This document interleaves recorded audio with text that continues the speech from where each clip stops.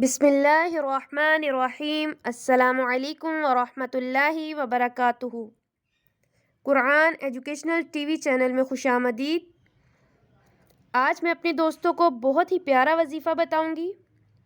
اس سے پہلے اپنے دوستوں سے گزارش کروں گی میرے چینل کو ضرور سبسکرائب کریں۔ تو شروع کرتے ہیں۔ بسم اللہ الرحمن الرحیم۔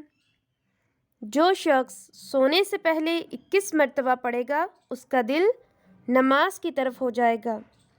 نماز میں دل لگانے کا یہ وظیفہ ہے۔